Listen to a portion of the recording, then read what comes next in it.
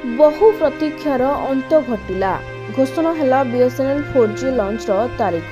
September 27 तारीख launch हो BSNL 4G, jar फायदा प्राय 9 कोटी अधिक यूजर्स को हेब। एने बीएसएनएल चेयरमैन और प्रबंध निर्देशक ए रॉबर्ट जे रवि सूचना देछंती।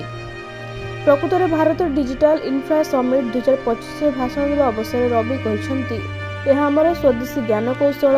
सेप्टेम्बर 27 यार उद्घाटन पूरा देश में करने जाऊँ। तो आशा कि कंपनी यापर निजर 5G mobile network roll out करें। पूर्व टेलीकॉम कंपनी 2025 अगस्त 15 देश में 1 लाख स्थान में 4G लॉन्च करने घोषणा करथिला।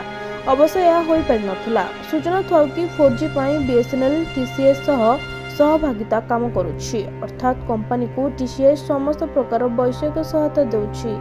एसो बीएसएनएल 4G लॉन्च सह तेजस नेटवर्क एवं सी डॉट मध्य शामिल अछंती। सरकार बीएसएनएल रो पुनरुद्धार पाई स्वतंत्र पैकेज द्वारा जी स्पेक्ट्रम आवंटन करथिले।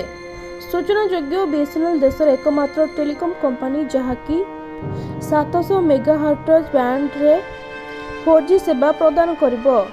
रिपोर्ट अनुसार दूरसंचार मंत्री ज्योतिरादित्य सिंधिया निकट में बीएसएनएल रो एमआरपी आसंता वर्ष में 50% बढ़िया दरकार एवं एंटरप्राइज बिजनेस 25 ରୁ 30% बढ़िया दरकार बोली कहिथिले। तेबे वर्तमान देखिबाकू बाकी रहिला सेप्टेम्बर 27 रु सबु बीएसएनएल यूजर 4G नेटवर्क व्यवहार करि पारुछंती कि नाही एवं एथिरे ग्राहकों को केते स्पीड मिली पारिबो।